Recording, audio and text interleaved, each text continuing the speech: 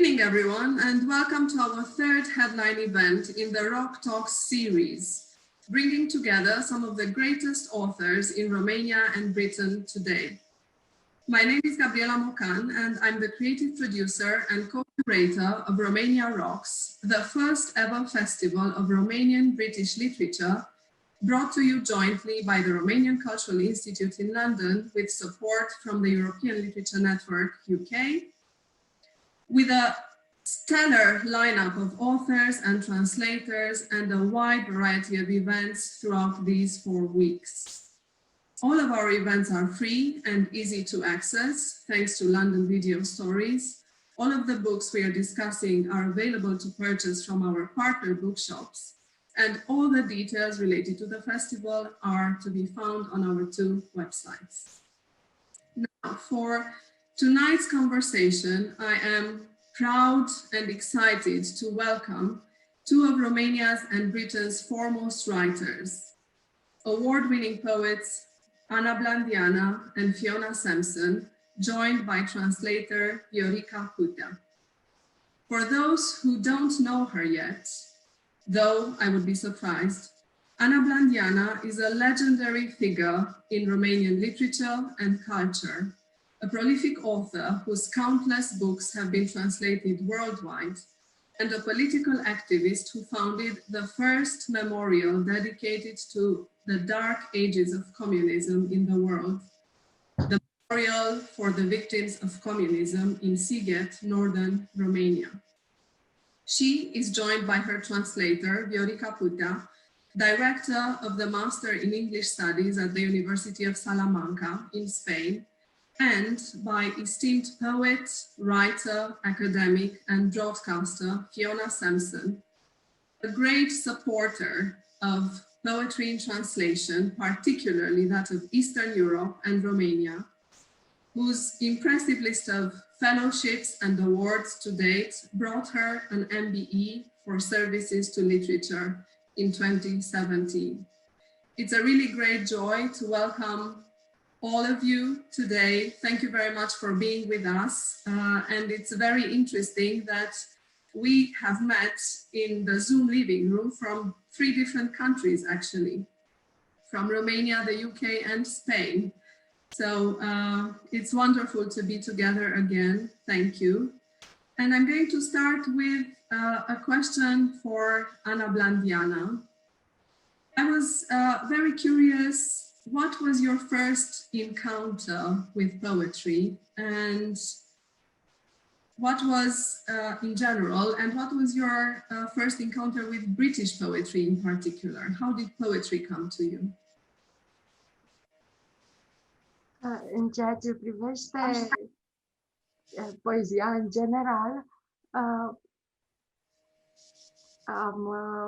chiar dacă nu era vorba de poezie cu majusculă, cu P mare, am început să scriu foarte, foarte devreme. De fapt, înainte de a ști să scriu, cu câțiva ani, am început să fac rime, ritmuri. În orice caz, n-am făcut parte dintre copiii care erau întrebați ce vrei tu să te faci când vei fi mare, pentru că toată lumea știa mai bine decât mine ce o să mă fac. O să mă fac poet. Drept care, într-un fel, am înaintat pe un drum care părea că se deschide miraculos fără să mă întrebe. În ceea ce privește cea de-a doua parte a întrebării dumneavoastră, deci, în primul rând, despre poezia engleză, pentru că poezia, felul în care am descoperit poezia în Marea Britanie, adică la Londra, e o altă poveste. Poezia engleză, în prima parte a vieții, evident, nu citeam în engleză și citeam în traducere, iar de tradus erau traduși doar clasicii. Era foarte bine tradus și în serii complete Shakespeare, deci ca pentru probabil toți poeții din lume, Shakespeare a fost pentru mine un fel de piatră de temelie. Mi-amintesc o perioadă de pe la 12-13 ani, când știam pe de rost pagini întregi și într-un fel a fost un mare noroc, pentru că la urmă urmei Shakespeare este chiar un poet modern, deci m-am obișnuit cu credința că poezia nu e ceva care neapărat rimează și ritmează, ci este ceva care ține mai mult de magie. My first encounter with poetry came when I was very young. I was really very little. And before I knew how to write and read, I was composing rhymes and speaking in rhythms. And I was part of those children who were never asked, what do you want to become when you're an adult? Simply because everybody else knew much better than I did that I wanted to become what I was going to become. I was going to become a poet. As regards the second part of your question, which is about my first encounter with English poetry.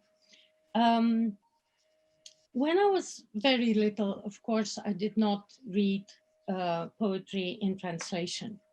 And in Romania, the translation, English poets who were translated were usually classical poets. So my first encounter was with Shakespeare, of all the poets of the world, when I was about 13, 14 years old. And at that time, I knew by heart entire pages that he had written, and entire poems that he had written. And I was very lucky for that, because in fact, Shakespeare is a very modern poet. And I understood from him that poetry is not only a matter of sounds, not only of meter and nice rhymes, but poetry has something to do with magic.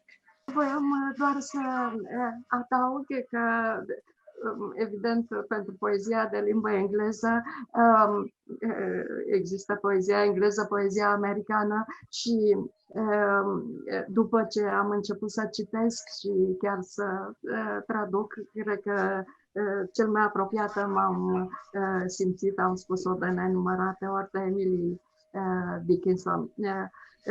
Dar spuneam și că am avut pentru mine Londra a fost primul loc în care am întâlnit mari poeți. When I refer to English literature, to English poetry, I also refer to American poetry. And I'm going to say that the poet I loved most and whom I felt closest was Emily Dickinson. But London was for me a very special place, because when I went to London to a poetry festival, there I met the greatest poets. Îmi amintesc un moment cu adevărat magic în 1990 la festivalul de la South Bank din London. Am citit în același timp pe scenă cu Iosif Bronski și cu Adonis. Niciunul nu era poet englez, dar versurile lor, a ambilor, pentru că citeau în limbile lor, erau scrise pe un ecran în spatele lor, deci erau mai ușor de înțeles pentru mine decât dacă aș fi auzit oral. Și a fost efectiv un moment magic, pentru că era la mai puțin timp, la mai puțin de un an, din 89, din decembrie 89, când n-aș fi putut nici măcar visa așa ceva. Și ce a fost extraordinar a fost că, de exemplu, despre Adonis nu știam absolut nimic, nu știam cât de mare poet este. Și a fost o explozie. Bineînțeles, după aceea, de-a lungul anilor, am întâlnit mulți poeți. De exemplu, cu Fiona ne-am întâlnit tot în cadrul, tot pe o scenă. Și îmi amintesc, și cu asta închei, o întâmplare care a rămas absolut simbolică. Tot atunci, în 90, am făcut cunoștință cu un poet care, cred că era la ora respectivă președinte al Asociației Scriitorilor Englezi, se numea John Brown John. După aceea, sau poate atunci l-am văzut în carne și oase, pentru că le cunosc la un moment dat, el știa despre mine. There was a magic moment in 1990 when I was at South Bank Festival, and I read on stage together with two great poets, Joseph Brodsky and Adonis. Of course, it was easier for me. I did not know there were great poets at that time. I did not know anything about Adonis. It was easier for me to follow because their poems were written on a screen at their back. And it was like an explosion. After that, I met many more poets at the London Festival. And I've also met Fiona there. And I also remember an incident of the 90s when I met the president of the Association of English Poets. I think his name was John Brown. Specific această întâlnire pentru că a fost specială. El a venit în România într-o perioadă când eu eram interzisă și a vrut să mă întâlnească. Și în principiu nu puteam să mă întâlnesc cu nimeni, dar pentru că a insistat și pentru că era probabil președintele scriitorilor englezi, a fost organizată o întâlnire în unica cameră de la Uniunea Scriitorilor unde aveau voie să intre străini și care era plină de microfoane și în care noi am stat de vorbă, eu știind că există microfoane, el nu. Și el m-a întrebat, mi-a spus la un moment dat, dacă ați ști cât vă invidiez. Și atunci eu am uitat de microfoane și am spus, cum vă invidiați dumneavoastră, sunteți liberi, eu sunt interzisă. Și el a spus ceva ce mi-am amintit după aceea de foarte multe ori. A spus, da, dar eu pot să scriu orice, sunt liber, chiar dacă aș striga jos regina Antrafagersker, nimeni n-ar fi impresionat. În schimb, dumneavoastră, dacă spuneți o silabă, toți românii ciulesc urechile și se întreabă ce ați vrut să spuneți, ce ați vrut să transmiteți. După 89, când libertatea a făcut ca ecourile poeziei să fie mai puțin puternice decât fuseseră înainte, mi-am amintit de multe ori această întâlnire. So I also met the president of the British Association of Poets, John Brown, and this was a very special encounter with him because he came to Romania to meet me at a time when I was a prohibited writer.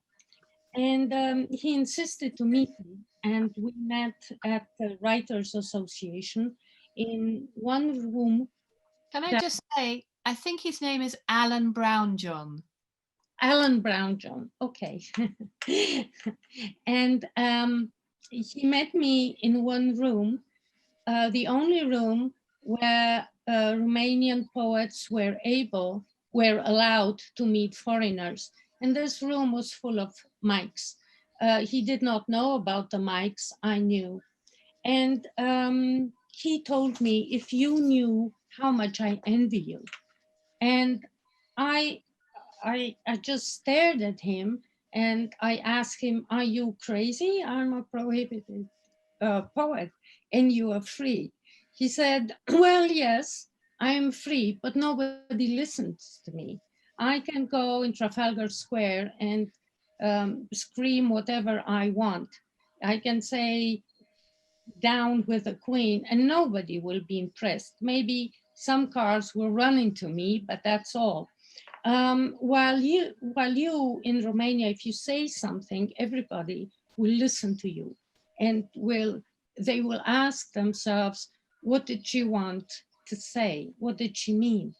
And after 1989, when the importance of poetry diminished in Romania as elsewhere in the world, I remembered very often his comment.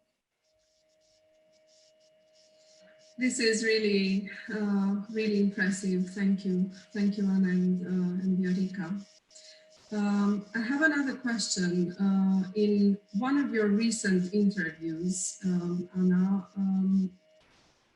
I got caught up with a remark that you made. You mentioned a word that was invented by the ancient Greeks, which is a fusion between kindness, goodness, and beauty. It's a compound word. And I was thinking of our language and how disheartened we feel many times nowadays when we feel that language is so much influenced by the realities of the times that we are living. And my question is, if you could inscribe a new word in the dictionary of the future, what would that word be?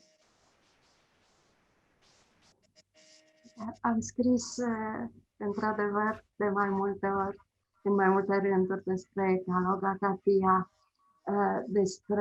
pentru că pentru mine această este o dovadă, această apropiere între bine și frumos al idealului antic, este o dovadă a superiorității viziunii antice față de cea modernă, nu numai asupra artei, ci și asupra societății, pentru că este evident că ne deosebim cu mult în această privință.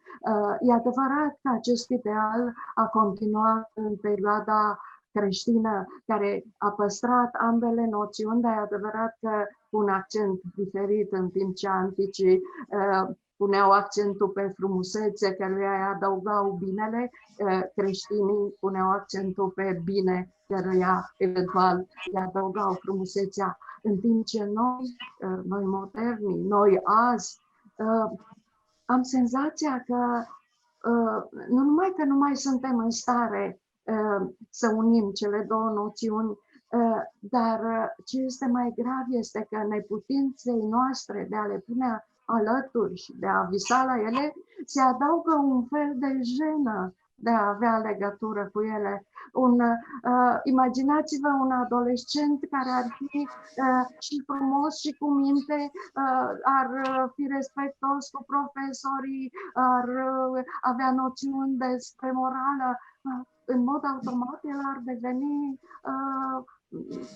ținta ironiilor colegilor, bașcăliei, societății în care era. Iar e destul să ne gândim cred că ar trebui să ne oprim să traducă Viorica. Okay, so I have written about this a lot. Kalos Kagatos, this is the combination of the good and the beautiful. And this was the ideal of the antique world, which I think that in many respects, the antiquity was superior to our modern world. It was superior in art, but also its society was superior to ours. This ideal, the combination between the good and the beautiful, was also continued during the Christian period, but with different accents. While in the classical period, the accent fell on the beautiful and not and the good. In the Christian period, the accent was on the good and not on the beautiful. But what happens in the modern world is that we are no longer able to unite these two categories. And what is even stranger is that the unity of these, bringing together these two categories, the beautiful and the good, creates a kind of embarrassing situation. Just imagine a teenager who would be good, beautiful, and who would cherish these values. He would become an object of ridicule. Ceea ce este mai teribil este faptul că încet, încet cele două noțiuni au început să alunece, fiind înlocuite aproape fără să ne dăm seama cu antonimele lor. Hai să ne gândim doar la felul în care copiii erau obișnuiți să vadă, să citească sau să asculte bazme și să vadă filme de desene animate cu Albaca Zăpada, cu Fluturaj, și încet, încet s-a ajuns ca la această oră filmele pentru copii de desene animate să fie populate de niște personaje oribile pe care mie, de exemplu, chiar mi-e greu să le urmăresc. Urâtul a intrat în creșterea copiilor, s-a obișnuit cu ceva normal al acestei societăți.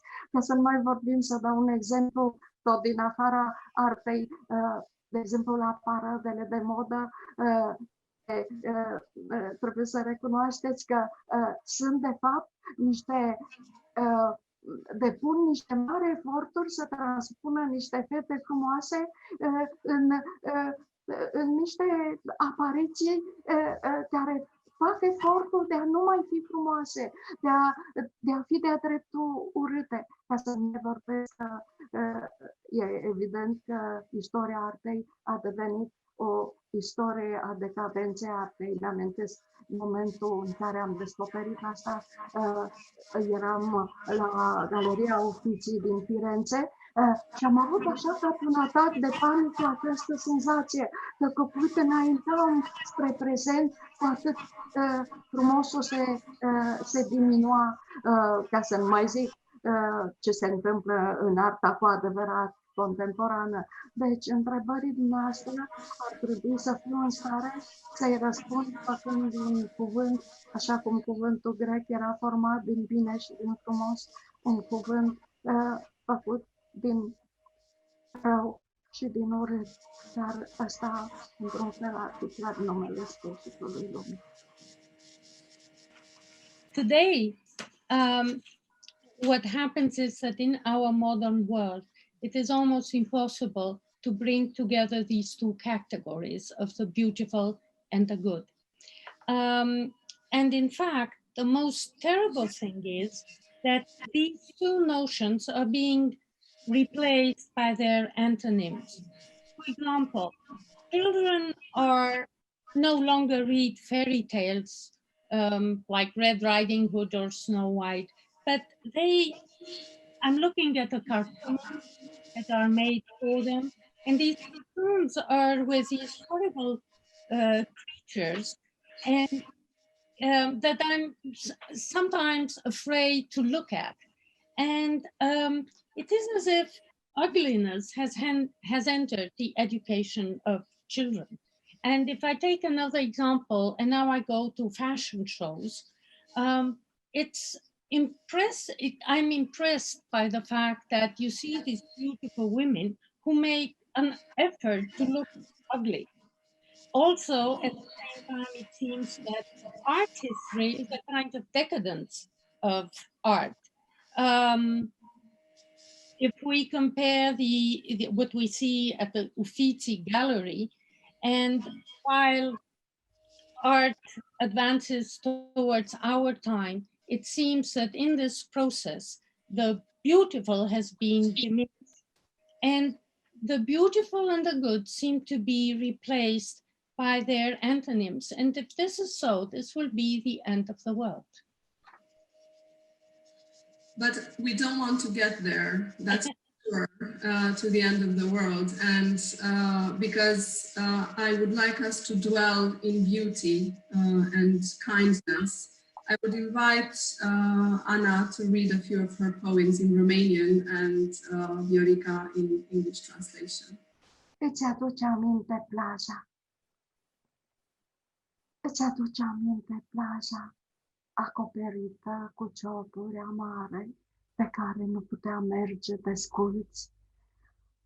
Felul în care te uitai la mare și spuneai că mă asculți. Îți amintești pescărușii sferici rotindu-se în dangătul clopotelor unor nevăzute biserici cu hramuri de fești. Felul în care te uitai, te îndepărtai alergând înspre mare și îmi strigai că ai nevoie de depărtare ca să mă privești. Ninsoarea se stingea amestecată cu păsări în apă, cu aproape bucuroasă disperare priveam urmele tălpilor tale pe mare și marea se închidea ca o ploapă peste ochiul în care aștepta. Do you remember the beach? Do you remember the beach with bitter shards that we couldn't walk on without our shoes? Remember the way you gazed at the sea and whispered you were listening to me? Do you remember the hysterical gulls, how they circled above us in the pealing of bells from invisible churches whose patron saints were fish? The way you ran towards the sea and shouted that you needed to be farther away to contemplate me? The snowflakes melted and mixed with the gulls in the water below, joyfully, almost desperately. I watched your footprints on the sea, and it closed itself like an eyelid, closing on an eye in which I was waiting. După felul în care alunecă luna, simt că te apropii întotdeauna după zăpăceala amestecenilor care încep să se agite și să foșnească în neștire, după felul nesigur în care alunecă luna. Tu ești atât de înalt și de subțire și ți-e atât de fric, cu o mână peste ochi și tremurând de sferici, păduri fără frunze, sate fără biserici. Întoarce-te, întoarce-te mai repede, spune zilelor să te lepede, apelor să te lunece, stelelor să te întunece. Închide ochii, florile pe care le privești se sting, păsările pe care le privești apun, apele se fac mai mici. Nu e vina ta că nu ești aici. Nu e vina ta, limpetele meu mire. Tu ești atât de înalt și de subțire. By the gliding of the moon, I can always tell when you come. Nearby the rustle in the birches, they all begin to shiver, a bustling instilled by the unsure gliding of the moon. So tall and slender you are, and cold. Trembling one hand over your eyes, you undo corpses of trees without leaves and hamlets with no church. Return, come back as soon as you can. Tell the days to let you go, the waters to trickle through your hands, the stars to leave you in shadow. Close your eyes. The flowers you look at are fading, The birds you see are going down, the waters are receding. It is not your fault. You aren't from here. Close your eyes. It is not your fault, my luminous lover. So tall you are and slender. Despre țara din care venim. Hai să vorbim despre țara din care venim. Eu vin din vară. E o patrie fragilă pe care orice frunză căzând o poate stinge, dar cerul e atât de greu de stele că atârnă uneori până la pământ. Și dacă te apropii, auzi cum iarba gâdilă stelele râzând. Și florile sunt atât de multe că te dor, orbitele uscate ca de soare și sorii rotunzi atârnă din fiecare pom. Pe unde vin eu, nu lipsește decât moartea. E atâta fericire că aproape că ți-e somn. About the country we come from. Well, I have to say all these poems belong to a volume of poems, October, November, December, and they're love poems. They were published in 1972. About the country we come from. Let's talk about the country we come from. I come from summer, a fragile homeland that even a single leaf can put out when it falls. But the sky is full of stars, so full that sometimes they reach the ground. And if you go close, you can hear how they laugh from the blades of the grass that tickle them. And so many flowers are there that it hurts. Your eyes dried by the sun, while fat round suns hang heavy in every tree. Where I come from, only death is missing. There's so much joy that it almost makes you sleepy. Umbrei mele e frică pe la asfalt.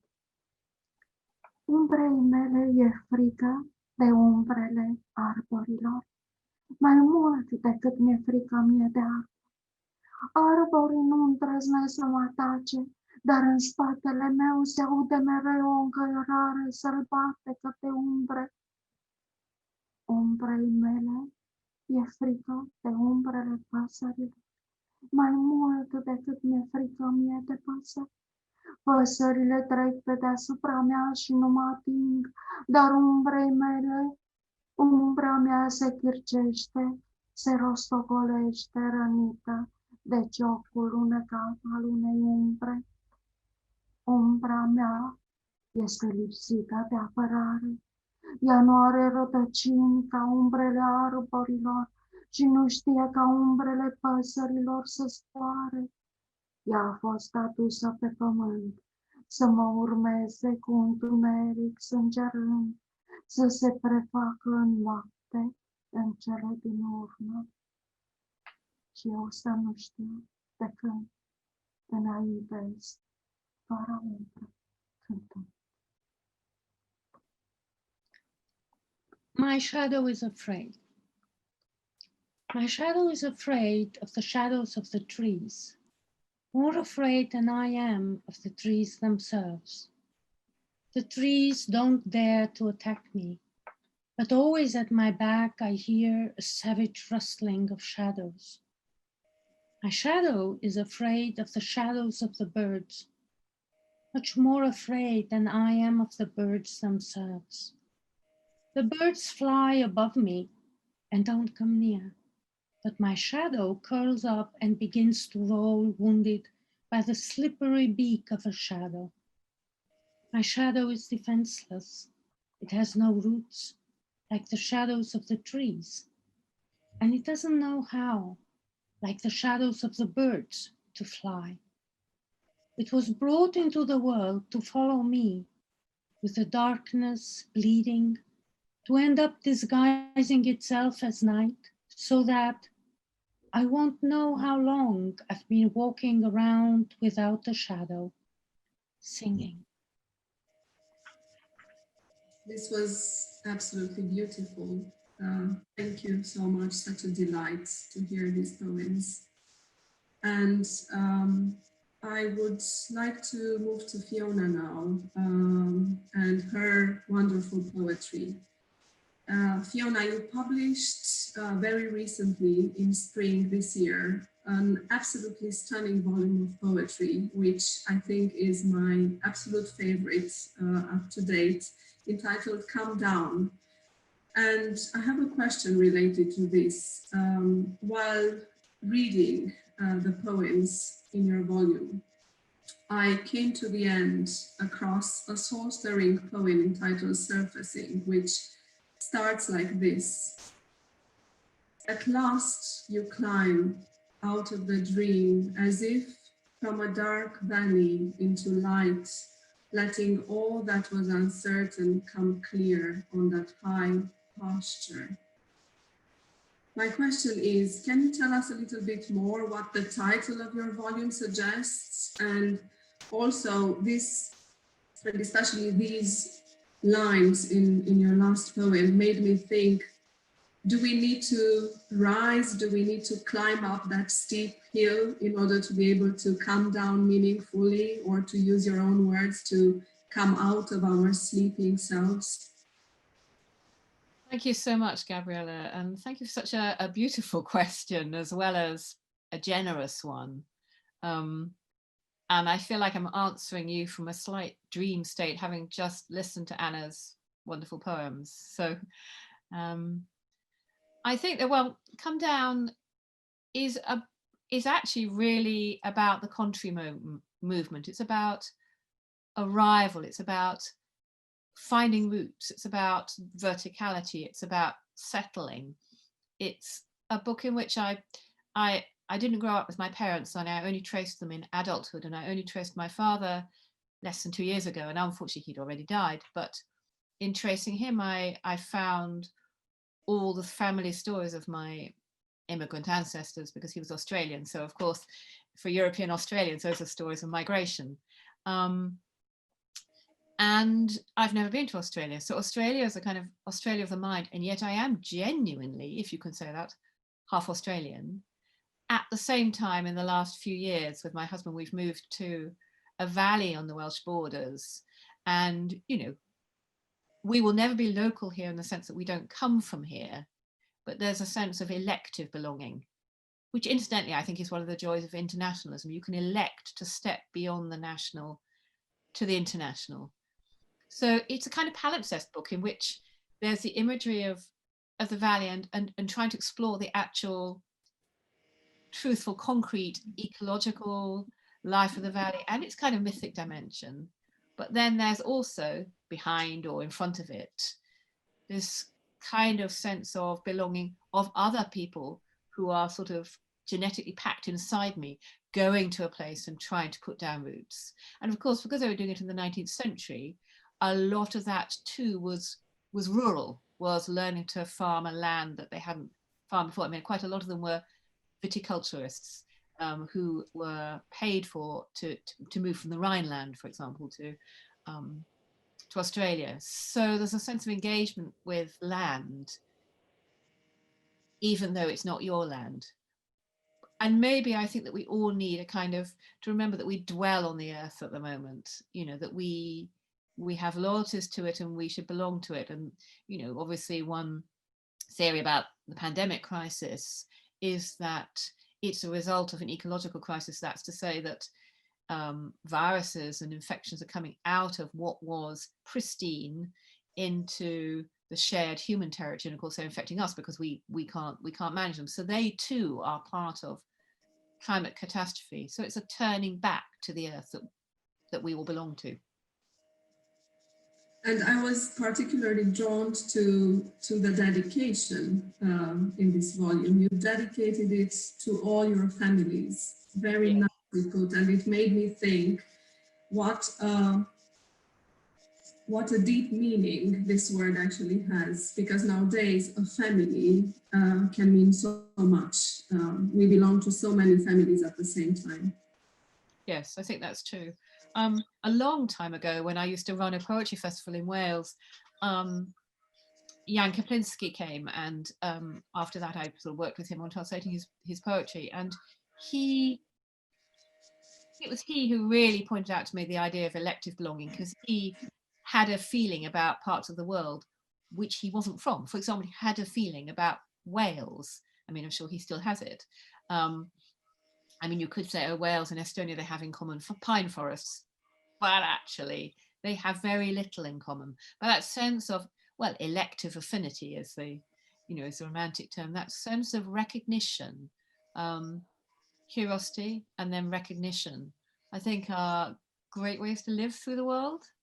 And I can't help but keep thinking about, internationalism, because we're talking in this context, we're talking about, Romanian Anglo exchange, and just how enormously important I think it is, obviously as a matter of principle, but also just how enormously important it is to me emotionally in my actual way of living. I mean, when I was I used to be a violinist, and when I was a child, one of the pieces I most loved was Bartok's Romanian dances, which of course he collected from the Banat, I think, because he was born in the Banat, wasn't he?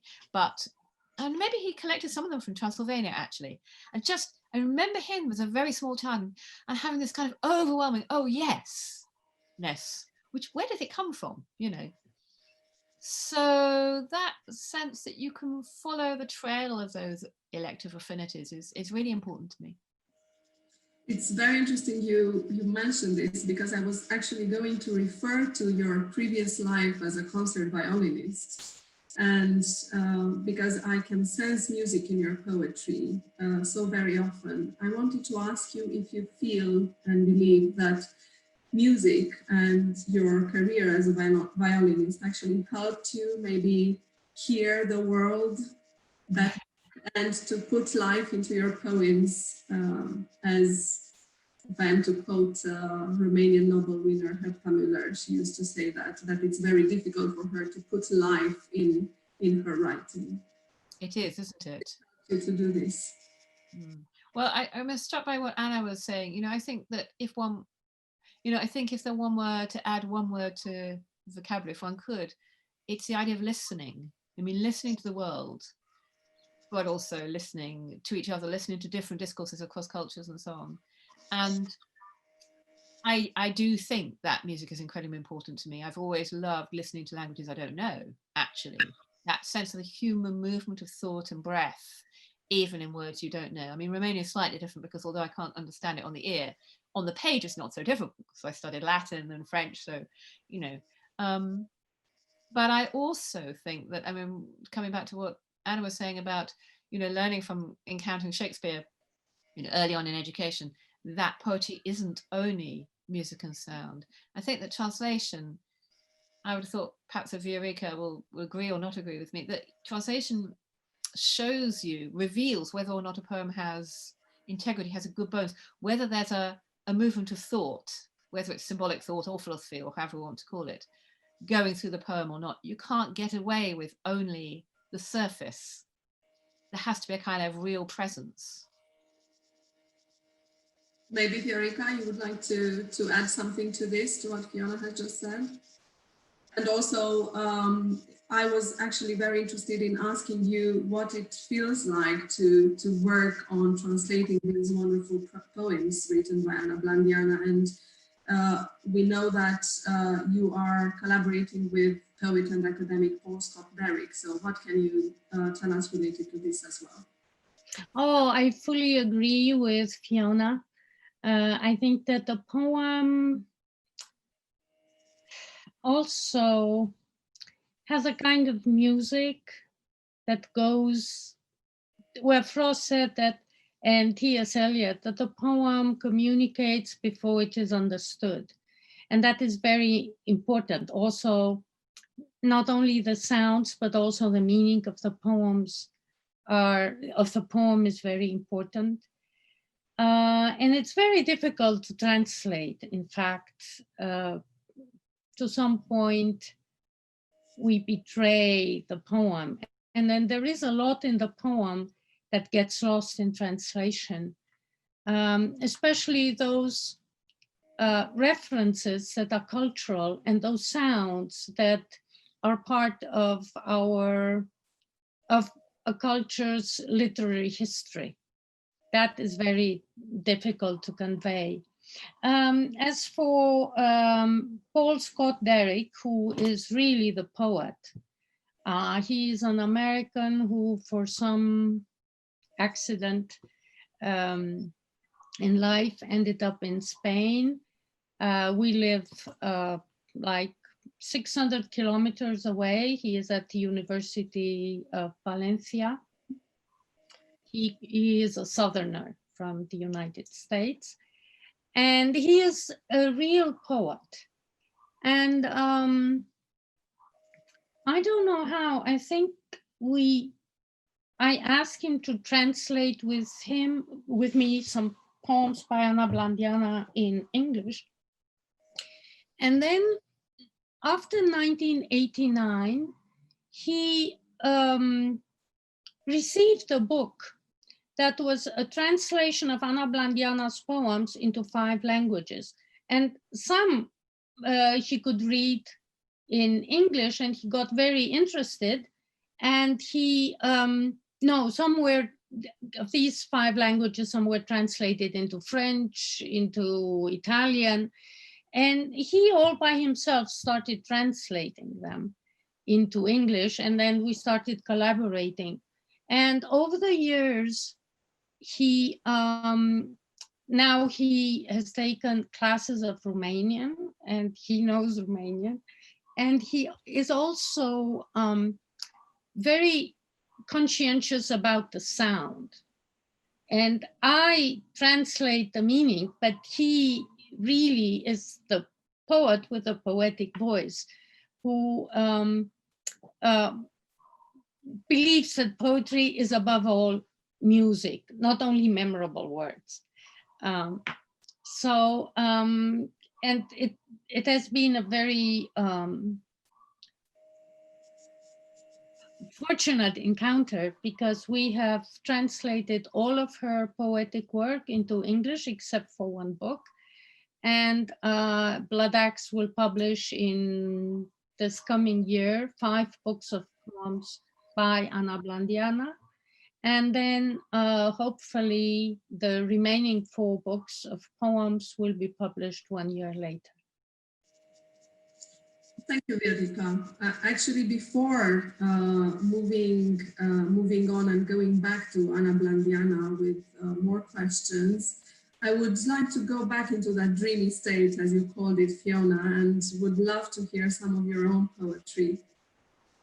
I'd be glad. I'll read from Come Down. I want to show you this picture because it's by Sydney Nolan, the Australian artist, great Sydney Nolan, who did those wonderful pictures of the Australian outlaw Ned Kelly as a kind of square black head on horse with a letterbox for his eyes, but who spent several of the last decades of his life living near here, bizarrely, on the Welsh borders in Herefordshire. So very close to me and my sort of sense of exploration, who I am. This is Death. Death. Are you listening? You are listening to the world, you think, but you hear yourself over and over.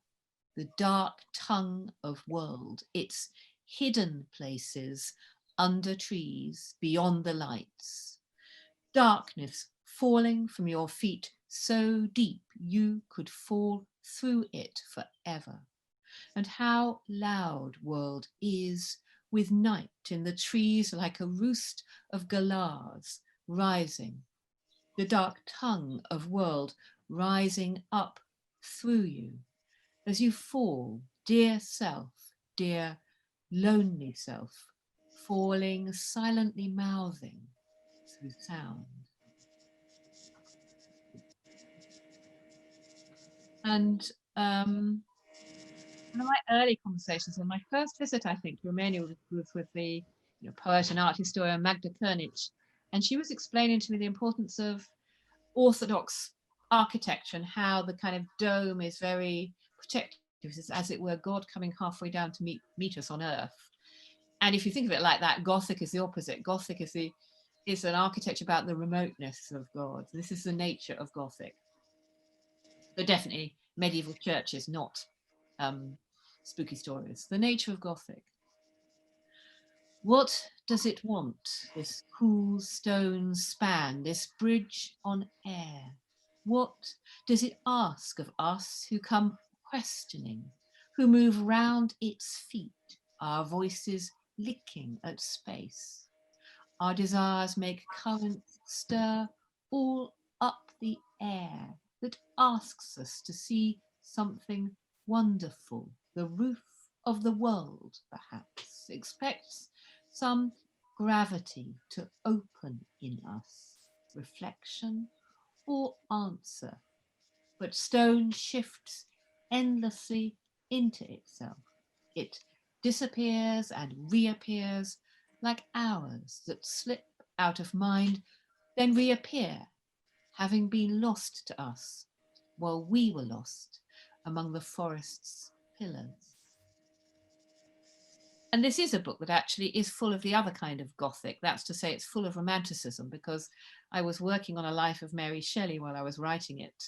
And then I was working on a life of Elizabeth Barrett Browning, who may or may not be a romantic. I personally think she's a Victorian, but in some canons, she's a romantic. And I, like anyone who admires Mary Shelley, I think that the myth she created in Frankenstein is astonishing. And I think one of the things that's astonishing about it is the way that she takes parts of dead people, sews them together, and has her Frankenstein bring these dead people back to life, which means they pass back again through death. Frankenstein's golem. Who is this, moving swiftly through darkness in a landscape not yet given form by daylight, slipping shapeless as a shadow through the dark and unknown places, wearing night next to his skin, wearing a pelt of pine and stone? Who is this, atoms seething on his skin, who passes through the dark where he was buried and from which he was lifted not by love, by power alone, lifted from death and forced to pass again through his own dying? Who slips away between rocks as waterfalls electrify the dark? Who is this on the mountain where mornings break on the rocks, orange, pink, terracotta, light new and tenderly wrought? And I'll just finish with an obede, a farewell, but it's not surfacing. This is At Last the Rye. Here we are, walking in moonlight through fields of rye. We pass through their pale sea in the summer night. 3 of us walking between the bent heads, the feathered napes of holy rye. Where we pass, the field opens, the moon silvers the path ahead of us. 3 of us walking. 1 will carry on and carry on, long after 2 have called their dogs home. 1 will walk a straight path through the silver fields that do not end. Thank you so much, Fiona. Really beautiful. And I would like to move from your fields of rye to the Ship of Poets, actually, to Anna Blandiana's Ship of Poets, which is a poem of hers that bears this title. And I can recall the way this poem starts with the following lines. The poets think it's a ship and they get on board. Let me get on the ship of poets that sails through the waves of time.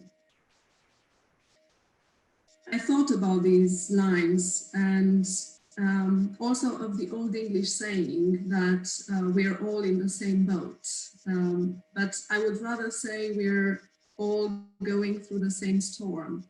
And thinking of this, I wanted to ask, do you think that once we get on this ship of poets, we can be saved or we can reach the shore? În sfârșit, o întrebare la care pot să răspund cu optimism, chiar cu un optimism poate că nefiresc, în orice caz peste limita medie. Vreau să spun că eu chiar am sentimentul că în ultimul timp, vreau să spun cel puțin de 10 ani, de 15 ani încoace, se petrece un fenomen impresionant. După atâția ani, atâtea decenii de societate de consum, am sentimentul că oamenii încep să fie obosiți de prea multă materialitate, că nu-mi explic altfel felul în care au crescut exponențial și continuă să se înmulțească festivalurile de poezie la care se strâng oameni venind nu numai din orașele din jur, ci și din țările din jur, când e vorba de țări mai mici, și unde se plătesc bilete ca să intre festivaluri la care vin sute sau uneori chiar mii de oameni ca să asculte niște poeți veniți din toată lumea despre care nu știu nimic, dar care le dau sentimentul că pot să găsească niște semințe de spiritualitate. Malraux spunea că secolul 21 va fi religios sau nu va fi, nu știu dacă religios, pentru că nu cred că se gândea la islamism, dar e clar că poezia ține locul unui tip de spiritualitate de care oamenii au nevoie. De altfel, acum vreo 12 sau 13 ani, cred, a avut loc, s-a înființat la Verona, sub egida UNESCO, o Academie Mondială de Poezie, unde au participat 60 de poeți din toată lumea și care s-a deschis cu un text care ar fi trebuit să fie, să zicem, Constituția viitoarei Academii, care vorbea nu numai despre felul în care poezia poate salva lumea, ci și de necesitatea de a repune poezia în centrul lumii. Și țin minte că m-am gândit atunci, repune, asta înseamnă că a fost cândva, părea că nu e adevărat. Și totuși, dacă te gândești că legile de la Siracuza erau în versuri, de exemplu, deci este clar că cândva, când oamenii au deschis ochii spre lume, când au devenit oameni, poezia s-a aflat în centrul lumii, iar visul de a o repune acolo este ceva minunat. This is a question that I can answer with a lot of optimism, an unusual optimism. I have a feeling that for 10 or 15 years, something has happened in the world. This consumer society, I think, is tired of so much materialism. And the best example of this are the numerous poetry festivals that are being organized all over the world. And there are people who really pay so as to be part of these festivals and to listen to some poems that come from all parts of the world and of whom they haven't heard anything and whom they do not know. And they come and listen to them only because they feel that in their poetry there are some seeds of spirituality. André Malraux, they need this spiritual dimension in their life. They feel that they need it. André Malraux, the French poet, said the 20th century would be religious or it won't exist at all. I don't know if we can talk about religiosity, but it is true that poetry replaces, that poetry is a form of spirituality, and that it replaces religiosity. Some years ago, some decades ago, in Verona, I took part at the foundation of the World Poetry Academy. And 60 poets from all over the world participated at this event. And there was even a text that was read. And this was like the deeds of the academy. And in which the text said that the poetry was going to save the world, and that it was necessary to restore poetry at the center of the world. And then I thought, well, was it really like this? And I remember that in antiquity, the laws of Syracuse were written in verse. And yes, I believe that there is hope ahead of us. Continuing on this idea of salvation and this actually bright note that we just took from Anna Blandiana, Fiona, besides being a full-time writer, you're also a professor and you're the director of the Poetry Center at the University of Roehampton. And I wanted to ask you, what does it feel like to work with the younger generation? And do you believe that poetry can be a safe haven for these young people? Can it protect them from all these pandemics and environmental disasters and rapid technological advancement? Well, I agree absolutely with what Anna's saying about the need for something spiritual, and people have a need and they're searching. And also the way poetry as a practice fits with that, both because there's a kind of returning to it and a kind of, it asks a sincerity of you, you know, in the writing, but also because it's a kind of heightened way of discourse, way of talking, thinking, which has things in common with liturgy and so on.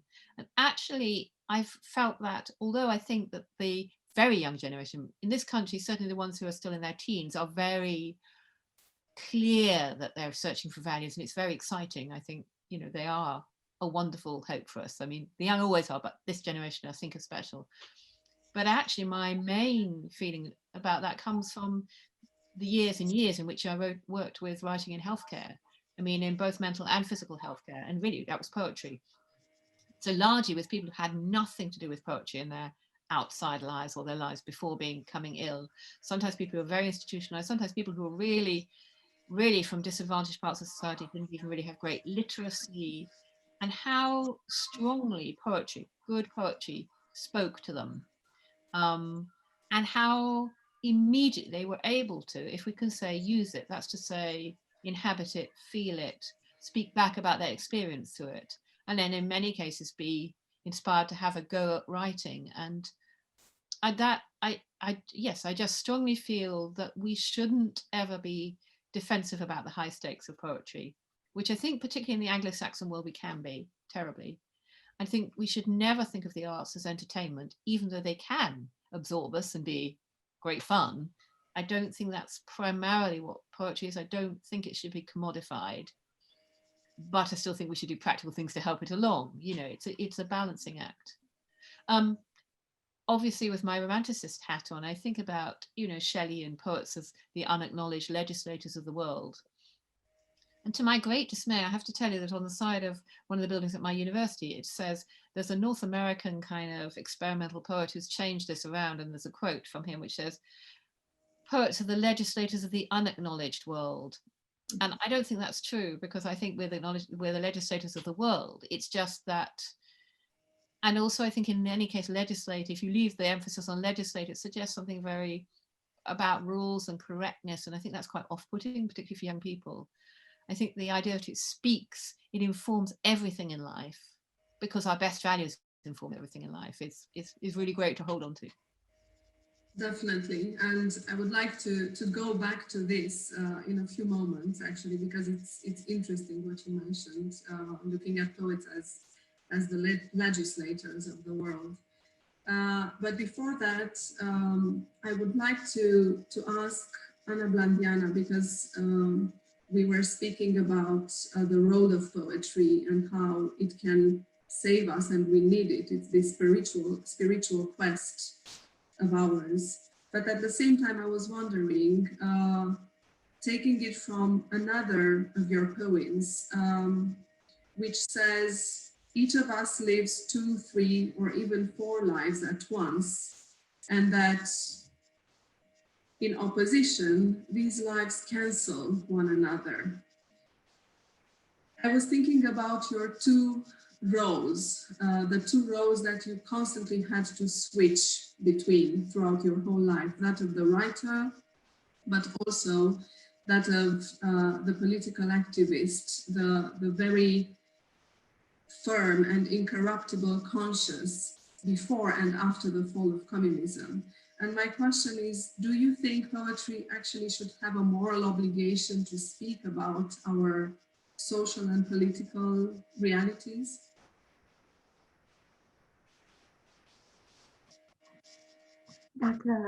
Dacă în întrebarea noastră s-ar fi referit la poet, nu la poezie, implicarea poetului, nu a poeziei, răspunsul meu ar fi absolut hotărât da.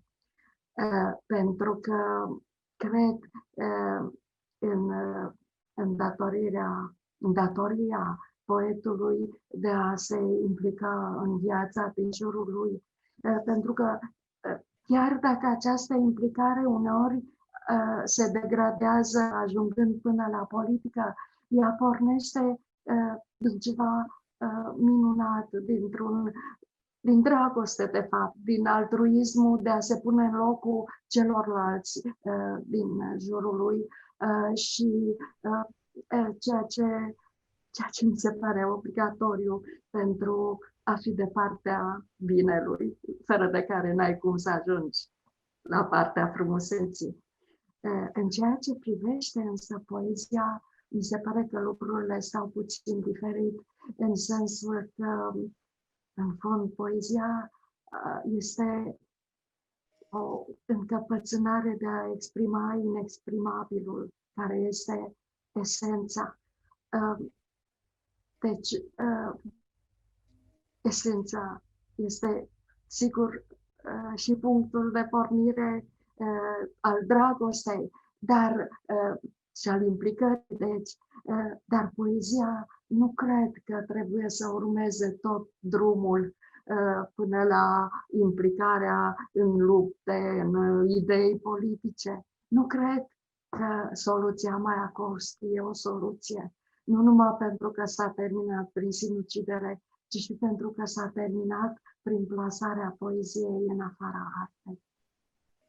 If your question refers to the commitment of the poet and not to the commitment of poetry, then my answer is yes.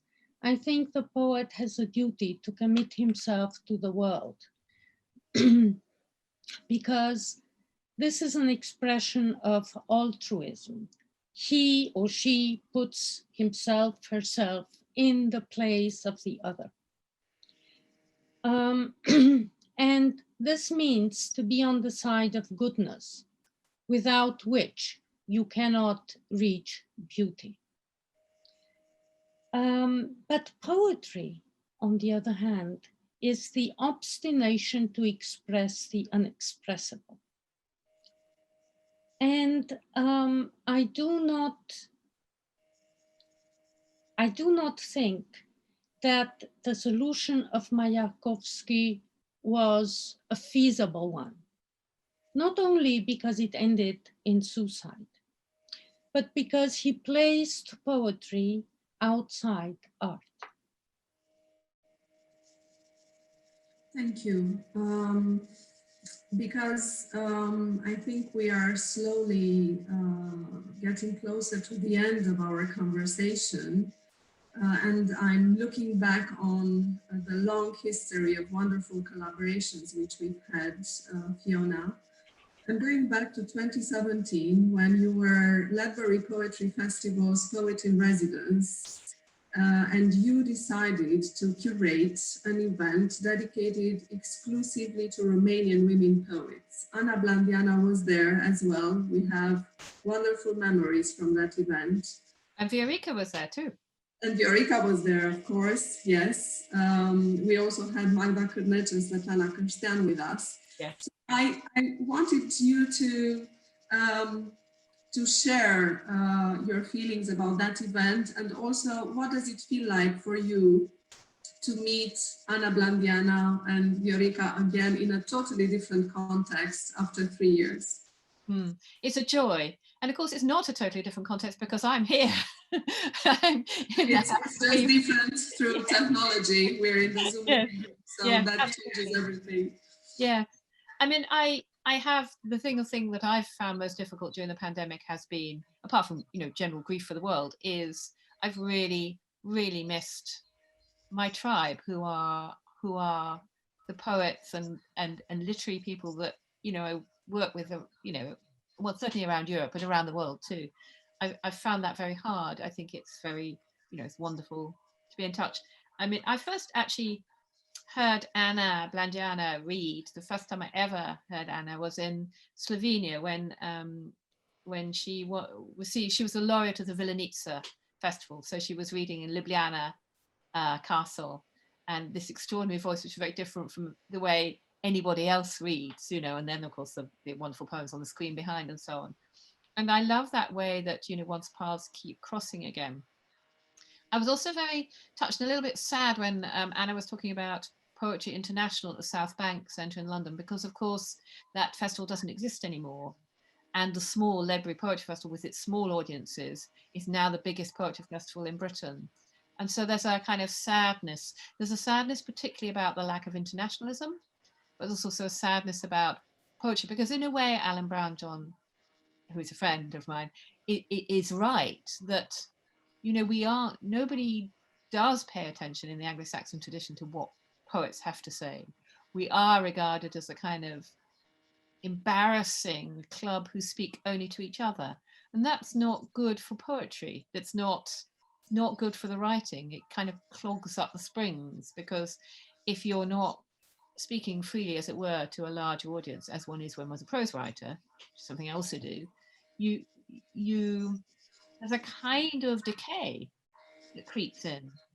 And I think that's problematic. So my hope is that maybe as we've all got a little more used to things like Zoom on, you know, during lockdown, we will continue in the pandemic, we will continue to have some more of this in addition to meeting in person, and that our possibilities of collaborating will be increased. I'd have to say that Anna and I are both members of the European Academy of Poets, and at the moment, I'm, for what it's worth, the acting president, which simply means the person who's charged with the practicalities. And I have spent the last more than 2 years trying to find a British institution that will give it a home, and I can't find one. I mean, a home for free, which tells you something about the priorities and the difficulty of making good things happen here. So we keep working. We don't lose hope. And I'm going to go back to Shelley now, actually, and ask you to put yourselves in his imaginary shoes, thinking of the poet as the legislator of the world. And I would like us to end on this note. If you were the legislators of the world, which would be the laws that you would decide to pass now when even breathing has become a privilege? Cred că dacă aș avea o asemenea putere să urmez indicațiile lui Shelley, cred că aș institui o lege extraordinar de simplă, care ar trebui să sune cam așa. Fiecare om are libertatea și dreptul și obligația de a gândi cu propriul său cap, cu propria sa minte totul, fără niciun fel de reguli și indicații din partea altora. Cred că poezia nu suportă cenzura, oricât de corectă ar fi aceasta. I think that if I had such a power that Shelley talks about, I would set up a law which decrees that every person has the feeling, the obligation, and the right to think with his own mind, without rules dictated, without rules who come from anybody else. Because I think poetry cannot stand censorship, no matter how correct the censorship is. I would be very Anglo-Saxon and materialistic, and I would decree a universal minimum wage so that people were free to actualize and spend their lives in a kind of, in some cases, literal slavery, but had, you know, the freedom to become themselves. Thank you to both of you. And I think the best way of closing this would be if each of you would share another of your lovely poems. That would be really nice.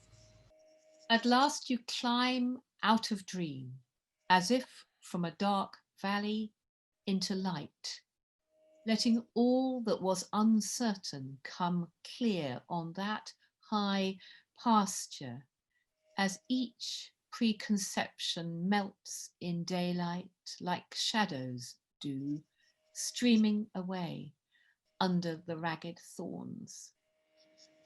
Was it this woke you, made you clamber out of yourself, little bare creature, from your sleeping self?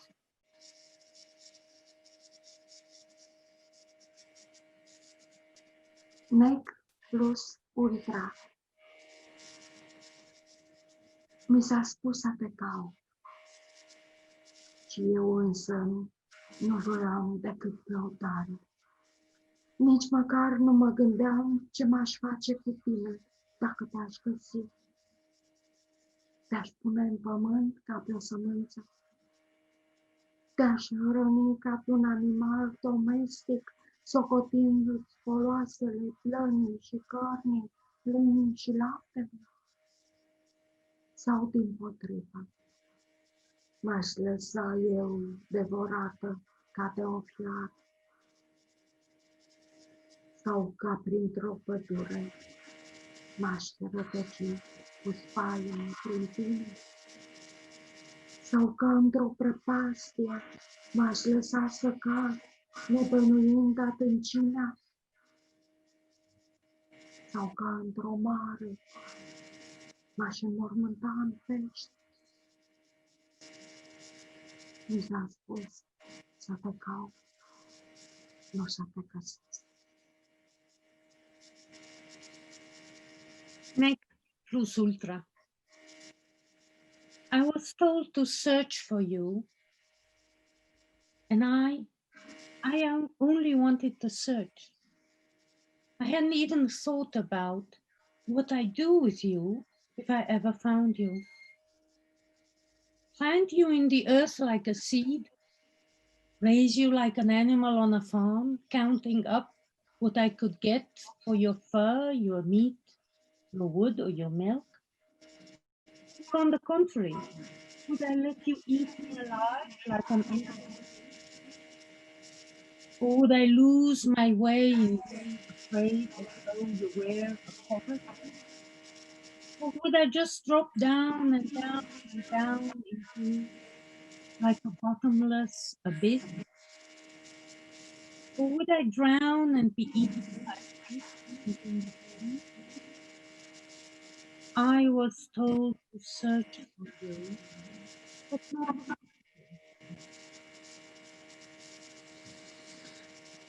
Wonderful. Thank you, Anna, Fiona, Viorica, and I am sure that we are going to meet again and hopefully in London, Herefordshire, Bucharest or Cluj very soon. Thank you very much. And thank you everyone for watching us. Don't forget there are many more events coming up. Do follow us.